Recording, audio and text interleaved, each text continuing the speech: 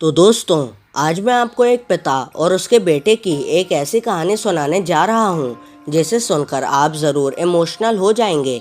तो कृपया ध्यान से सुनिएगा। एक समय की बात है। पिता का नाम था मोहन और उसके बेटे का नाम था रंजीत। एक दिन मोहन रंजीत से बोला कि ये ले बेटा 500 रुपये, क्या तुम इसे फेंक सकते हो? रंजीत हंसकर बोला, अरे पापा, उसमें कौन सी बड़ी बात है, रुको मैं अभी फेंक कर आता हूँ। रंजीत ने 500 रुपये ऐसे ही फेंक दिए। फिर रंजीत अपने पापा के पास आया और कहा, पापा मैं पैसे फेंक आया। मोहन उदास होकर बोला, बेटा शायद तुम्हें अभी पता नहीं कि पैसा कितनी मेहनत से कमाया जाता है। रंजीत बोला, पापा पैसे कमाने में कुछ मेहनत नहीं लगती, पैसा तो यूं ही आ जाता है।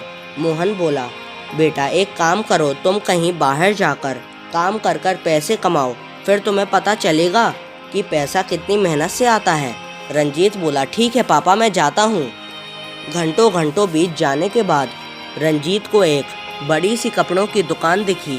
रंजीत ने सोचा क्यों ना यहीं पे काम कर कर पैसा कमाया जाए।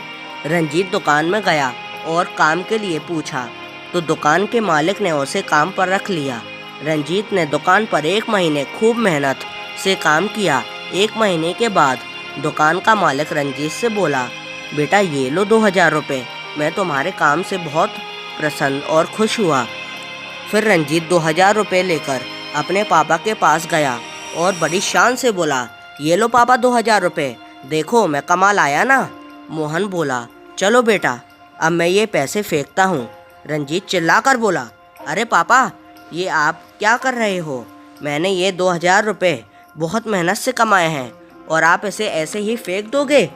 मोहन मुस्कुराकर बोला, बेटा अब तुम्हें पता चला ना कि पैसे कितनी मेहनत से कमाए जाते हैं। सोचो तुमने उस दिन जब मेरे 500 रुपये ऐसे ही फेंक दिए थे तो मुझे कितना बुरा लगा होगा।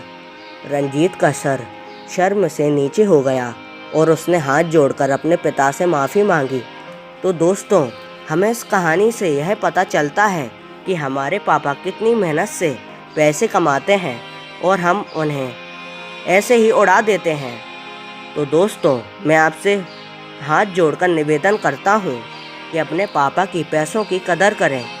किसी ने सच ही कहा है, मुझे रखा था छाँव में, खुद जलते रहे धूप में, कि मुझे रखा था छाँव में, खुद जलते रहे धूप में, मैंने देखा एक फरिश्ता पिताजी के रूप में।